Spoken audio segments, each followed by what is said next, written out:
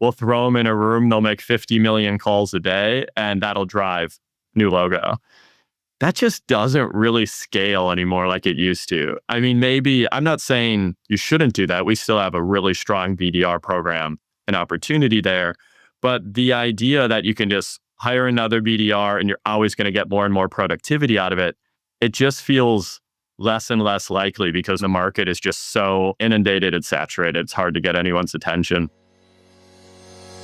Welcome to Revenue Insights. We're joined by revenue leaders from some of the highest growth companies.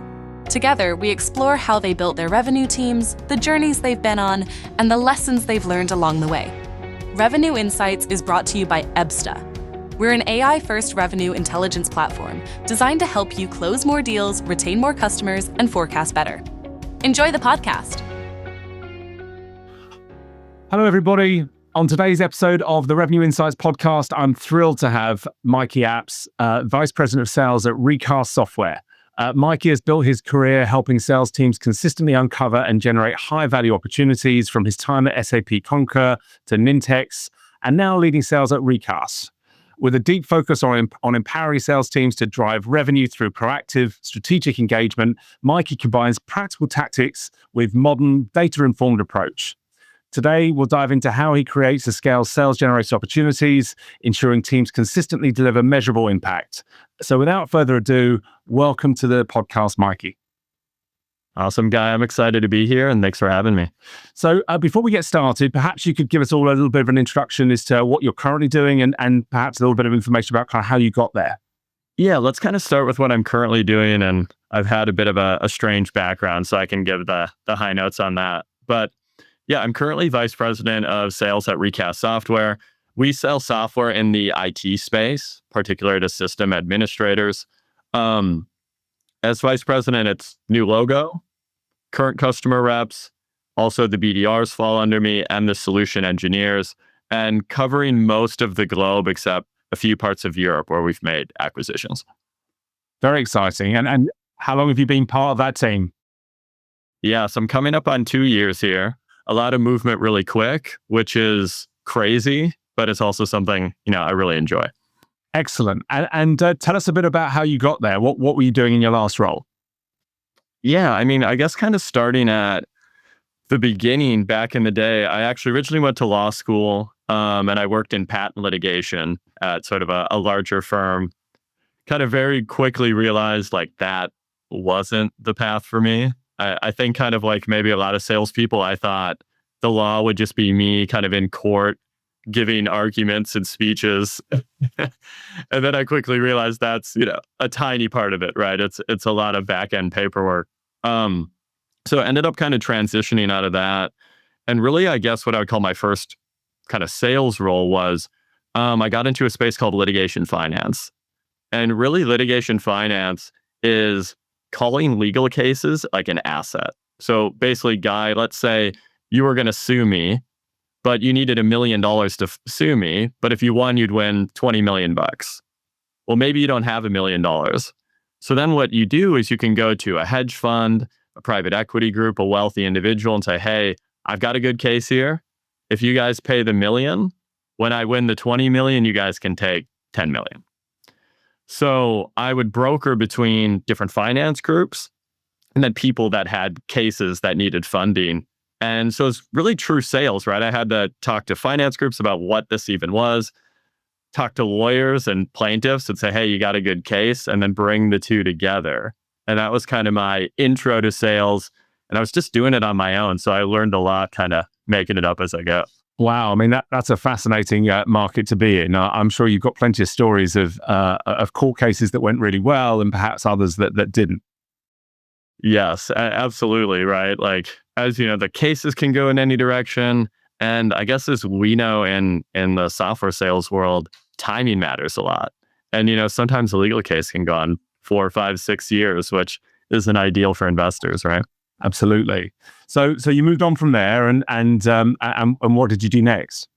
Yeah. So from there, I ended up actually meeting a kind of wealthy individual who had his own family office, and he was like, "Hey, let's do litigation finance, and let's try to do utility scale solar investments." So basically developing really large scale solar fields and then typically selling them to like, a Google or a Microsoft that needs a lot of power, often for like a data center, but they also want to go green. They don't want to take a ton of bad energy off the grid. So we ended up actually starting a solar energy company that went well for a while, and then it kind of went topsy-turvy. That kind of ended up completely skidding off the map and folding. And I was like, okay, this has been fun, but I think I want to do something maybe a little more predictable. And then so jumped into sales at SAP Concur. And that was kind of the beginning of my software sales career. Got it. Okay. So you decided to step into software sales as a safer option. Yeah. And I think also to learn what even a typical corporate sales job and process looks like, right? Like a more entrepreneurial role is what I like. And I think that's kind of why I've ended up even at Recast and more in early stage software. But I think first I needed to learn as well, like if you're at an SAP, a Microsoft, a Google, like what does that look like? How are territories structured? What is the typical sales process? So SAP Concur is as dialed in as like any software company in terms of just like, here's how you find prospects, here's what you say and what that sales process looks like. So learned a ton there of just like standard format and process. So it was a really good stables, somewhere where you really learned your craft at SAP Concur. Yeah, I did both new logo there, learned a ton there, also did current customer. So it's nice that I got to understand, how you drive revenue on both of those sides. And then a gentleman named Ben Brewer, who was running sales there, ended up going and taking over as CRO of Nintex. And then when he went over there, he introduced me to some people, and I ended up making the transition over to Nintex, running their enterprise sales for current customers initially. Very good. And you were there for about 3 years now, is that right? Yep, there, and kind of ended up doing both current customer and new logo, like leading that from a leadership perspective. And Nintex is private equity owned. Tomer Bravo was the main investor when I showed up there. And then they had a large exit to TPG. I think this is public, a little over $2 billion. Very good. Well, that's another notch on your resume. Getting be part of a team that's achieved such a big exit. That's fantastic. And is that when you moved to Recast? Yeah. So soon, kind of after that, I'm sure there's a lot of people on this line knows, big exit, big investors, and there was a lot of change, right? Most of the C-suite changed, a lot of the different structures changed. My boss at Nintex was a gentleman named Phil Long. He went and took over as CRO of Recast Software I am today. Initially, he was running marketing, sales, NCS. That's changed a little bit as we've grown. And then he brought me over to do my current role running sales here. There's definitely a theme here, which is, find really good leaders and then follow them around from one place to the next. For me, probably the number one thing, if I really think about it, and I was talking to a gentleman I work with the other day as kind of a executive coach, and he was asking me to rank like different things, like, what do you sell? How much money do you make? What's the purpose behind it? Who do you work with? And I really thought about it for a long time. It wasn't something I'd really ordered. And I think when I really broke it down, the number one thing for me is who do I work with?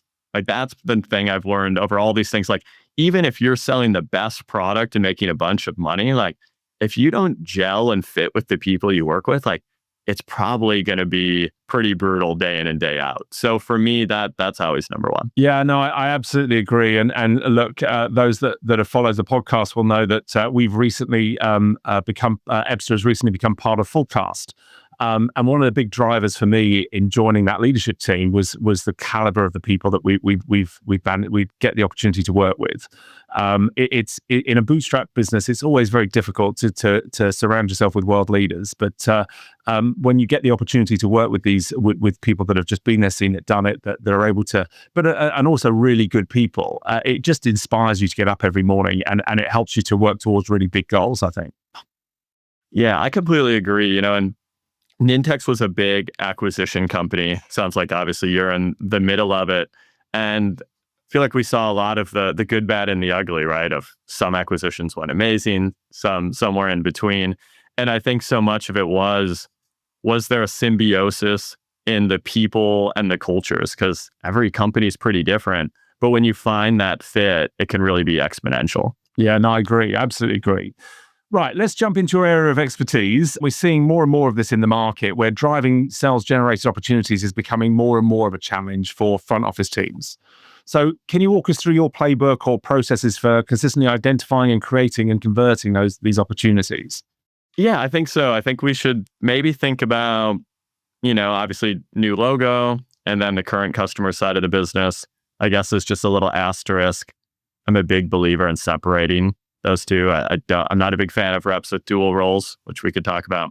But, starting with the new logo piece, I think a lot of people on here will feel this way, and I'm sure, Guy, you do as well, is, when you look at software initially in the early days, Salesforce really created a lot of the model where they were like, hey, we'll hire a bunch of BDRs, we'll throw them in a room, they'll make 50 million calls a day, and that'll drive new logo. That just doesn't really scale anymore like it used to. I mean, maybe, I'm not saying you shouldn't do that. We still have a really strong BDR program and opportunity there. But the idea that you can just hire another BDR and you're always going to get more and more productivity out of it, it just feels less and less likely because one, the market is just so inundated and saturated. It's hard to get anyone's attention. I mean, who's really even answering phone calls that much? Who's answering these emails? Again, there's important work there, but I think you got to be a little bit more strategic about it than that.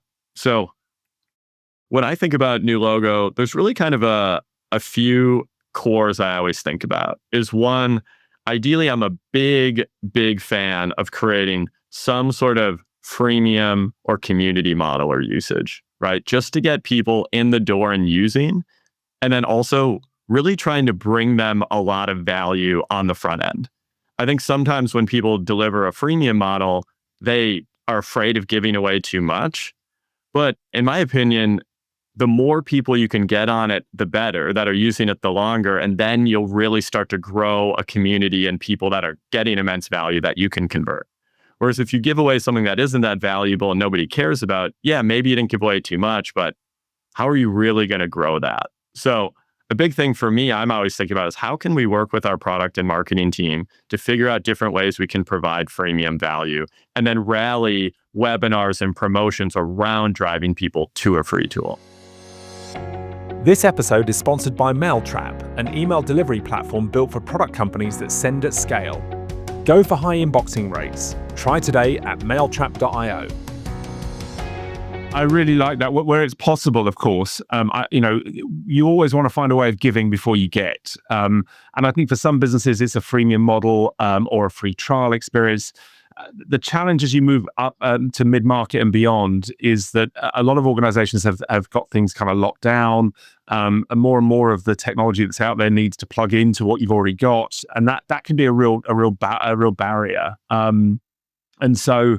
And sometimes actually getting the customer to pay isn't the hardest thing on the list, right? You've got to get through legal and security and privacy and implementation and change management and. So, but I think the product is only one thing that you can give away. We've done a really my marketing team have done a great job this year, really expanding out our footprint with our benchmark report. So now it seems to be really popular. I think we've had over 3,000 companies now download the report. And we get lots of questions and and people love the insights. And while it's not the product itself, it gets people thinking about being much more data driven in the way that they operate their go to market motion. And hopefully it presents ourselves as those kind of subject matter experts. And when they are in the market, we get the opportunity to have that conversation. But I absolutely buy into the principle that we all want to be able to. We all should be trying to give to the community better than before we receive. And what's really interesting is one of the things we do for customers is we give every quarter, they get an audit of their whole go-to-market motion in a report we call RIAS. And one of the really interesting data points that people lean into is looking at source. Where did we get our leads from that convert? And time again, you can see that partner channel giving the highest possible kind of sales velocity on those deals. So maybe we don't get that many deals through partners, but the ones that we do, they close quickly and we get a really high conversion rate. And the deal values are usually pretty high as well. When we look at the deals coming in through the inbound team, usually we see a lot of volume. So, they're generating what they perceive as sales qualified leads. But when we look at the conversion rates, when we look at the velocity or the dollars per day we get it from the deals generated from those outbound teams, it's usually the worst conversion rates of all. Even lower than inbound traffic coming in through paid adverts, for example.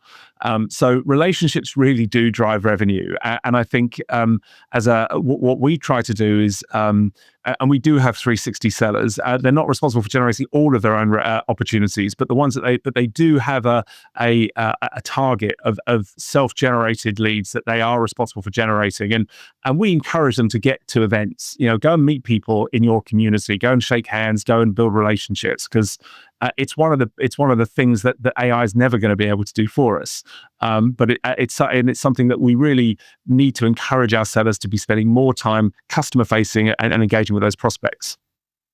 Yeah, I think you really nailed it on a few different points there, which is, one, it's going to determine on what you're selling and what your product is, what you can give away. But there's going to be something you can give away, whether it's like a report. Ideally, what I'm always trying to find is there a way we can get data from them, whether it's their usage of a freemium product, somehow a report that can tie into what they know, something they can fill out. It can be tricky with security requirements, but sometimes we can actually get into their system and actually provide them with something valuable that states, hey, based on your actual company and data, here's the value that we will provide and why it makes sense to ultimately purchase the software from us in a justified way. Like, you guys have seen, I'm sure every company is people want a data-driven approach that they can really articulate, and we need to give that to them. We need to make it incredibly easy for them to buy and pitch internally. And when we basically just give them some generic information that, hey, this will be more efficient and save time, it just doesn't really land or resonate much anymore. I absolutely buy into that. And if you can talk the customer's language, if you're actually referring to their individual sellers or their specific use case, they're much more likely to buy into it and relate to the business case themselves. So I absolutely buy into that.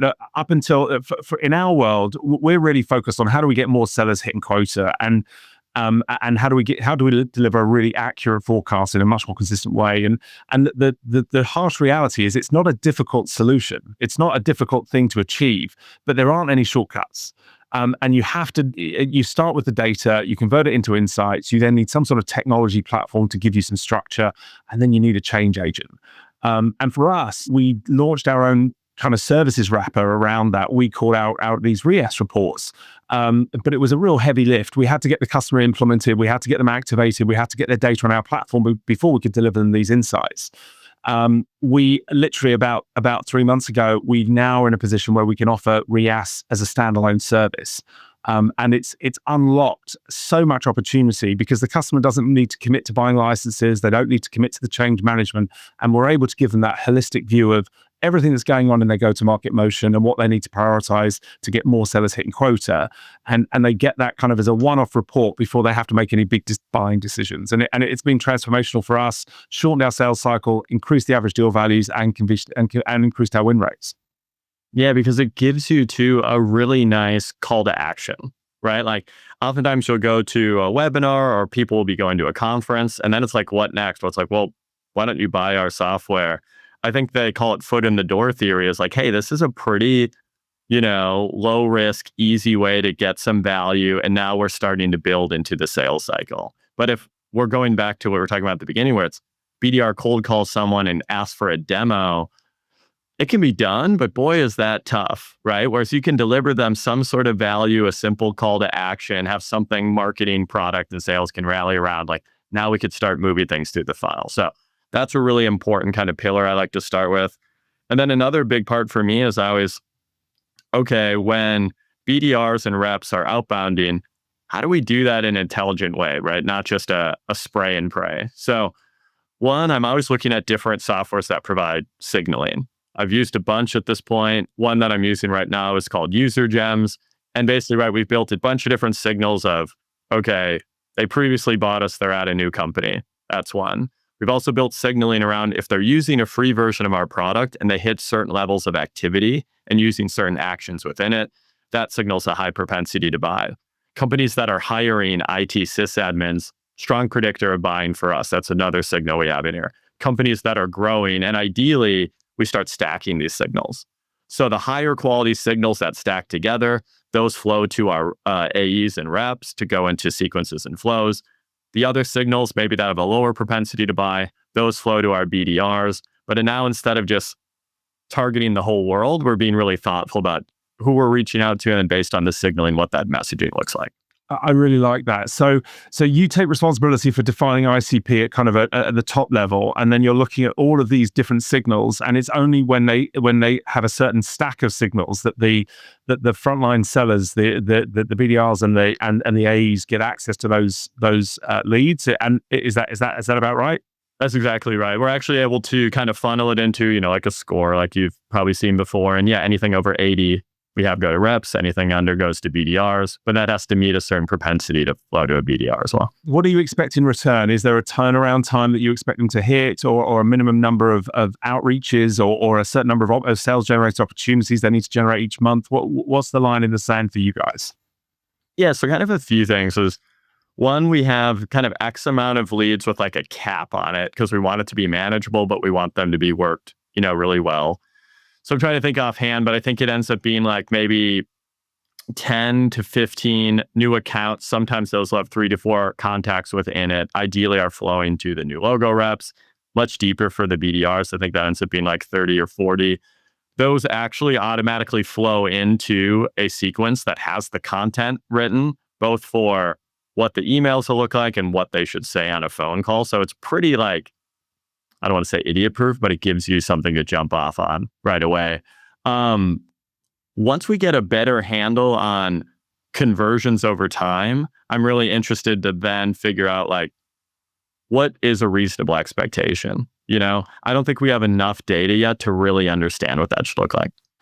So how do you balance that kind of sales generated opportunities with the energy that they're expected to spend on existing pipeline or partner channels? Is there a 60-40 split, or is it are you just leaving it to the individual AEs to prioritize their own time? Yeah, I mean, outside of capping the amount of leads, because when we added up both how many leads they'll get each week and then how many phone calls that looks like, we're like, all right, this seems like a reasonable expectation, but not overloading them. But also, like, sometimes these things just become, all right, we got to start somewhere, and then we can kind of bend the model as it adapts. Yeah, understood. So do you find it difficult to motivate the sales team to think more like hunters than farmers, especially in the kind of enterprise accounts where opportunities might not be as obvious? Absolutely. So, I mean, I think that's one reason why I like the people focusing on current customer, focusing on new logo, because what I found in other structures where I've had it both is, reps are smart. They always take whatever's the easiest path to value. And at some companies, actually the current customer motion, like they feel like there's some simple stuff there. So that's where they focus. Or maybe they have decent lead flow, new logo, and they don't really care about the current customer. Similar to doing a BDR, SDR division versus inbound and outbound, I really like to have people focused on one thing so that they have to get good at that and don't kind of take the easiest path to value.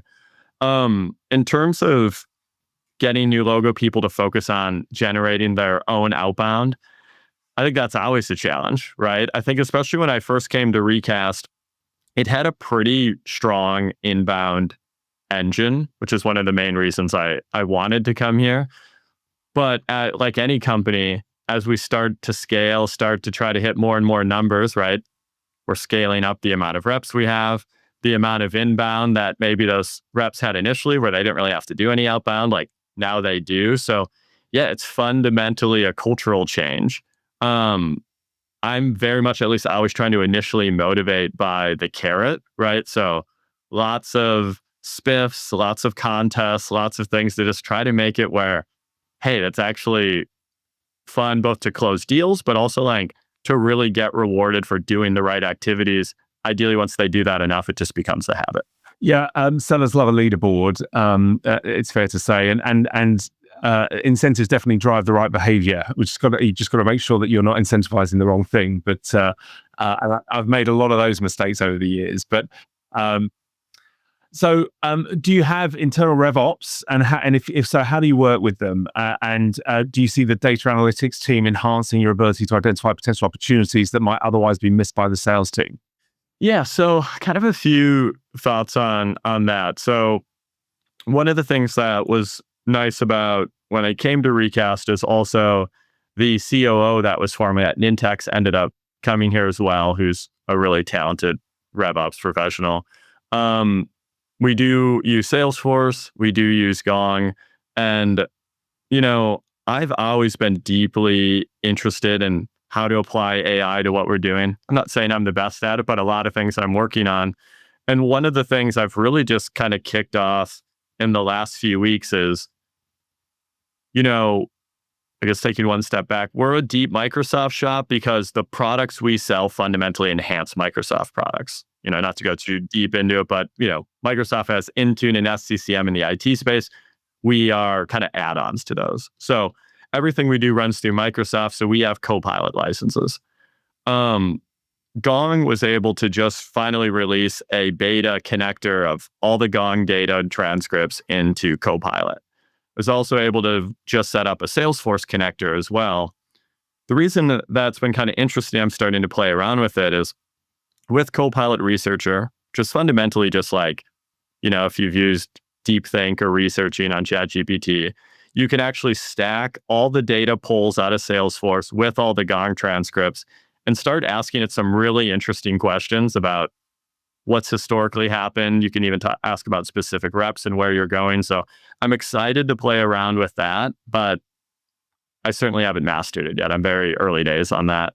In general, in terms of data, the thing to me about AI, there's so many use cases, but it's more like there's so much data in the world. Finally, there's some way to start sorting through it. Maybe not perfectly, but if you're someone like me moving really, really fast. So I feel like I'm still just scratching the surface on what can be done.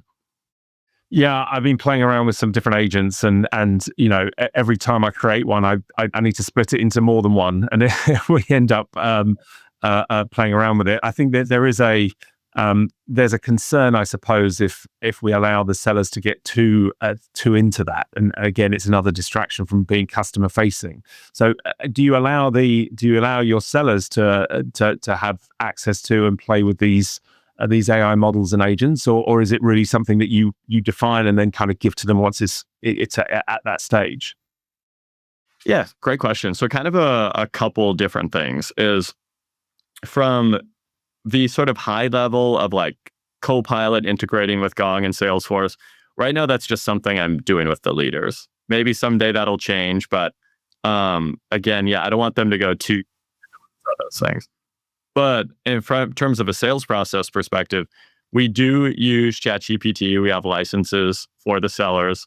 We also have licenses for a lot of our sellers to use Gamma. I don't know if you ever use Gamma to create PowerPoint decks, but it's a fantastic product. You can actually build your own branding into it. And something, I really like to do is, turn off all the training like for the reps. So it's not training the models, try to keep all the data as private as possible. But you can flow in the transcripts from sales cycles, have that create the content for PowerPoint decks. You can then copy and paste that content into Gamma, and it'll spit out a pretty beautiful presentation in your branding instantly. And you can create a really nice sales process from intro to demo to close that looks really good. It's pretty dialed in. Yeah, I'm just making a note of that. I spend my life building decks, so knowing that there's an AI out there that can do it for me is definitely something I'm going to look into. So appreciate that. Thank you. You will love it because I'm a deck guy, like just decks all the time. And I used a lot of the different tools out there and they were just frustrating. Gamma, I'm a big fan on. I think you'll get it right away. Excellent. Oh, I can't wait. That's really good to hear. Okay, so we allow the reps access to ChatGPT and so on, but we don't allow it to kind of gather the information. And it sounds like you're limiting the leadership data, the AI tools that you're working to, just to the leadership team. The one use case that we found really powerful was really all around qualification. So we've plugged in an AI bot so we'll plug into a Gong call recorder or a Zoom or a Teams, and we've got a widget in Salesforce where we will populate whatever the methodology is that they're using for qualification. So let's say they're using MEDPIC, we'll populate the MEDPIC for them and score it. And we found it to be one of the key drivers to improve conversion rates. Not necessarily at the conversion rates of leaving discovery, because people seem to skip through that quite quickly, but the positive impact on late stage win rates is reduction of slippage at late stage by asking those qualifying questions, and more importantly, allowing the AI to highlight back to the seller what parts of the qualification maybe they haven't dived into well enough. Have they really identified that critical event? Do they know that they've got a budget? Do we understand who these economic buyers are? Who's going to be in the buying committee? And when the AI is prompting the seller and not allowing them to leave that discovery phase until those questions are answered, we've seen that have a big impact on consistency, on qualification, and ultimately lead to better win rates and shorter sales cycles down the road. So I think there's some really interesting kind of single purpose AI models that you can use that can be really powerful for the sellers. And it doesn't need to be all singing, all dancing, but it can take away some of the real admin burden on the seller and give the leadership team a lot more visibility as to actually what's been going on, and where the seller might need some training. That's super interesting to me. So just even thinking about that, I guess, how does it inform the seller? Like, where are they getting this information from? So let's say you had MEDPIC. I assume it's then looking at the transcripts of the different calls. Is it in Salesforce? Is it emailing them afterwards and being like, you should have done this? Like, how does that, I guess, work? So, first of all, I think we're unique in the fact that when we onboard a customer, we can go through the last year's worth of call recordings and associated calls to deals that were closed, won, and lost. So what we're looking for is how well or badly a certain seller's qualifying and what impact's that having on outcomes for over the previous 12 months. And that helps to train the model. Then we had this widget that we hold that we capture the data in is a Salesforce widget, or for customers that are using HubSpot, we've got a HubSpot widget. So where it gets clever is when the RevOps team decide to use the scores within the qualification widget to gate the ability to move from one stage to the next.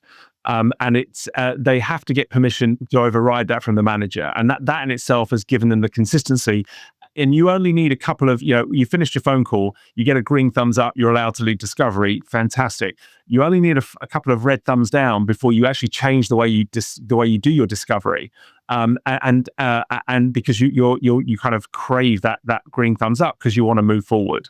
And so we've seen it a much better training tool by gamifying it than necessarily sitting people in a training room showing them how to fill out the MEDPIC or how to game the system. I like that a lot. That's really clever.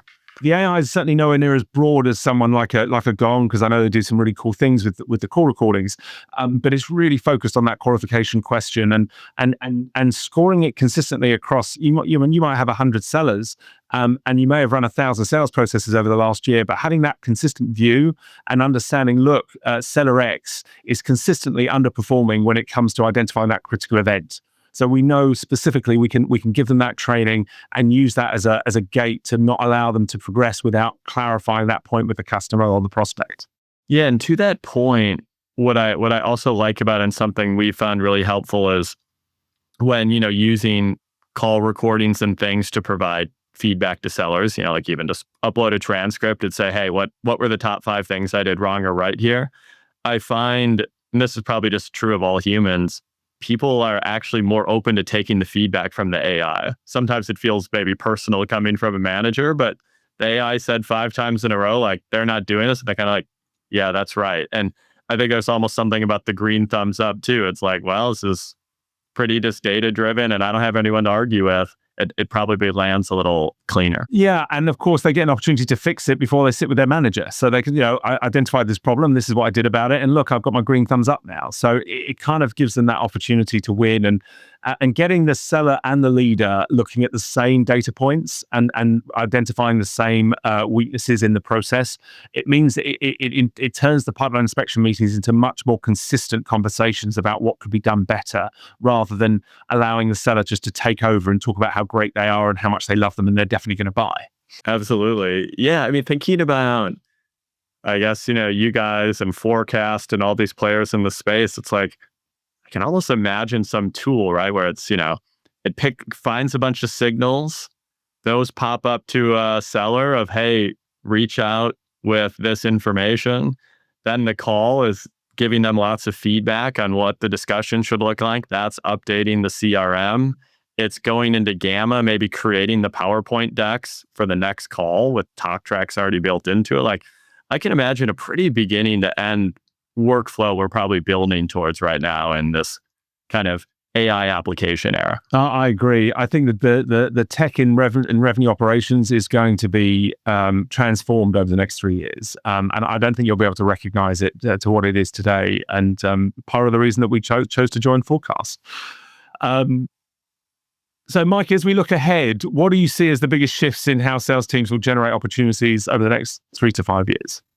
Interesting. I mean, probably touching on what we were talking about before on the AI piece. When I think about, when I first was entering sales, the amount of admin time was massive. I even think when you look at stats, I think it's still undervalued of how high it is. And not only that, the level which that admin time just kind of like, it's a lot of jumping back and forth. It can be kind of frustrating. And when you look at really the modern era, even with a lot of these tools, I think the average software rep is still spending a ton of time generating quotes, figuring out who to reach out to, planning for next calls, updating their forecast.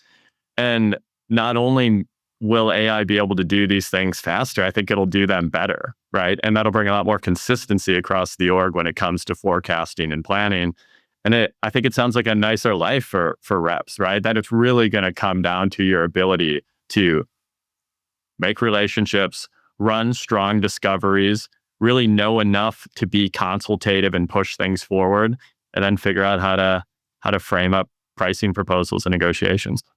Yeah, I agree. I mean, with the benchmark report we just produced, we could see that average sellers are spending just 2 hours a day customer facing, while our top performers at nearly just under 50% of their time is now speaking to customers. So it's like one of those golf adages, right? The more you practice, the luckier you get, and the more time we spend talking to customers and prospects, guess what? The more pipeline we generate and the more deals we close. And I think we've almost got to get out of our own way and really free the sellers up to spend more and more of their time building those relationships, getting customer facing.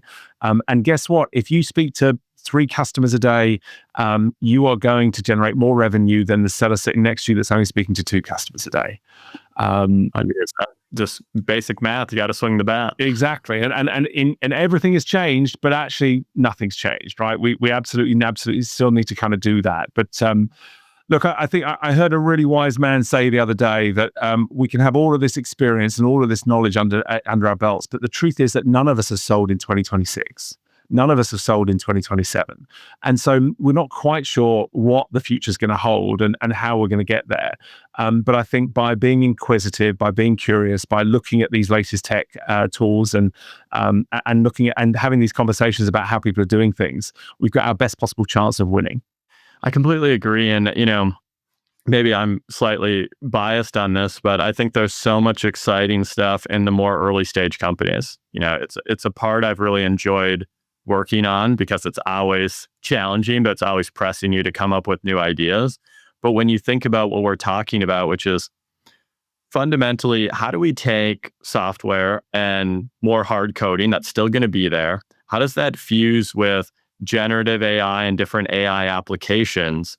And once people really figure out how to dial in those use cases with humans in the loop, I think you're going to see most businesses transformed. I'm really bullish on the next 5 to 10 years for people who are in this space. Like, I think there's so many applications that are yet to be uncovered, and it's going to completely transform the way a lot of these companies operate. I think people aren't even aware of how transformative it's going to be. Yeah, I absolutely buy into that. I think the way people buy, the way people sell is going to change in so many ways. But ultimately, if your activity levels are high, if you're engaging with customers and prospects more than your peers, you will win more than your peers. 100%. Well, listen, Mikey, I've really enjoyed our conversation. I can't believe how fast the time has gone. But if anyone in the community wants to reach out to you and connect, how would they do that? Yeah, best way is on LinkedIn. Mikey Abts, Mikey, last name Abts, kind of a weird spelling. Fantastic. Well, I'm sure they'll reach out to you, and if they mention the podcast, I'm sure you'll be happy to accept their invite. So thank you so much for all your time today and all of your insights. Really enjoyed the conversation, and good luck with the future. Awesome. Thanks so much, Guy. Thank you. Great to connect. Thanks for listening to Revenue Insights from Ebsta. If you want to learn more from some of the brightest minds on how to predictably and efficiently grow revenue, then subscribe to our newsletter. We'll deliver actionable insights straight to your inbox. Go to ebsta.com/newsletter. See you soon.